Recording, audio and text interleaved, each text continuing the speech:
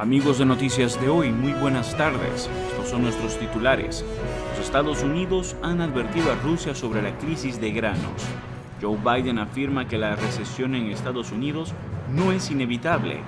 Y las súplicas del ex capitán de Rusia a Putin: me arrodillaría ante ti. No olvides comentar, suscribirte, dejar tu me gusta y compartir el video. Sin más demoras, comenzamos. Los Estados Unidos ha advertido a Rusia sobre la crisis de granos. El secretario de Agricultura de Estados Unidos, Tom Vilsack, ha convocado a Rusia para que no utilice los granos de Ucrania como armas y abrir los puertos terminando la guerra. Vilsack, en una rueda de prensa en el Centro General de las Naciones Unidas, ha llamado la atención a los problemas que siguen a la cadena de suministro: la epidemia del nuevo coronavirus, el cambio climático y el aumento de las preocupaciones sobre la seguridad global de alimento a causa de la guerra iniciada por Rusia. Vilsack ha señalado que Estados Unidos aumentará la producción de granos, invertirá $500 millones en el uso de fertilizantes y su fabricación. Ha expresado que la falta de un aspecto claro sobre los depósitos de grano de los países causa el alza de los precios de alimentos. Los Estados Unidos no aplica sanciones contra la alimentación y los fertilizantes, y convocamos a Rusia a que no utilice los granos de Ucrania como armas. Esperan 20 millones de toneladas de grano en los puertos a causa de la guerra en Ucrania, y por ello una hambruna probable en Oriente Medio y África del Norte creará la desestabilización en la zona. Vilsack ha dicho que se mantienen las negociaciones serias sobre el plan de la ONU para la exportación del grano ucraniano sobre el Mar Negro. Los autorizados turcos mantienen seriamente las negociaciones y esperan la misma seriedad desde Rusia también. Joe Biden afirma que la recesión en Estados Unidos no es inevitable. Biden aseguró que el pueblo estadounidense está muy deprimido tras 2 años turbulentos por la llegada de la pandemia, la volatilidad de la economía y ahora el aumento de los precios de la gasolina que afecta a los bolsillos. El mandatario comentó que un escenario de recesión no es inevitable.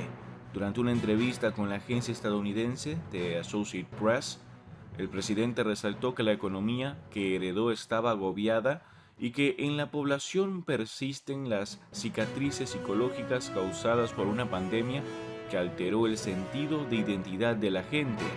Biden rechazó las afirmaciones de republicanos que critican su plan de ayuda por COVID-19 del año pasado, que según ellos es responsable de que la inflación alcanzara el nivel más alto de los últimos 40 años.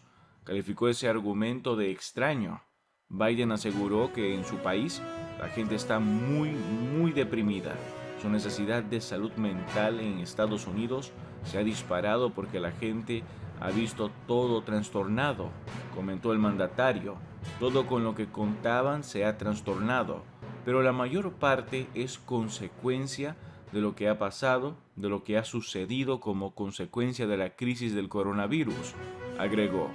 El pesimismo se trasladó a la economía, con precios récord de combustibles que han disparado la inflación y tienen a los demócratas en la cuerda floja para mantener la Cámara de Representantes y el Senado en las elecciones de mitad de mandato que se celebrarán el próximo mes de noviembre. Biden se refirió a los temores de una posible recesión. En primer lugar, no es inevitable, comentó. En segundo lugar, estamos en una posición más fuerte que cualquier nación del mundo para superar esta inflación. Reticencias sobre la subida de la inflación y mala valoración en las encuestas. Respecto a la inflación, Biden se mostró a la defensiva. Si es culpa mía, ¿por qué en todos los demás países industriales importantes del mundo la inflación es más alta? ¿Se lo pregunta? No me estoy haciendo el listo, aseguró. El presidente se mostró optimista con la tasa de desempleo del 3,6% y la fuerza relativa de Estados Unidos en el mundo. La mala evaluación de Biden en las encuestas se produce en un momento en que los votantes se quejan de su desempeño laboral y en la dirección del país. Solo el 39% de los adultos estadounidenses aprueban la actuación de Biden como presidente, según un sondeo de mayo de The Associated Press y el North Center for Public Research. En este país, solo 2 de cada 10 adultos afirmaron que Estados Unidos va en la dirección correcta o que la economía es buena. lo que supone un descenso respecto a los 3 de cada 10 de abril. Estos descensos se concentraron entre los demócratas, con solo un 33% dentro del partido del presidente diciendo que el país va en la dirección correcta. Súplica del ex capitán de Rusia, Putin: me arrodillaría ante ti. Las voces más críticas con el Kremlin, y en particular con el presidente ruso Vladimir Putin, aumentan a medida que avanzan las semanas desde el inicio de la invasión en Ucrania. El último deportista en posicionarse contra la ofensiva militar desplegada en el país vecino ha sido Igor Denisov, el exfutbolista retirado en el 2019 tras una larga trayectoria en el fútbol ruso y en la selección nacional. Ha sido el último en condenar la actuación del ejército en territorio ucraniano. Esta guerra es un desastre, es un horror total, dijo en una entrevista al canal ruso de YouTube Noble. Durante la entrevista, Denisov desveló que llegó a escribirle a Putin con el objetivo de que pusiese fin a la guerra en Ucrania.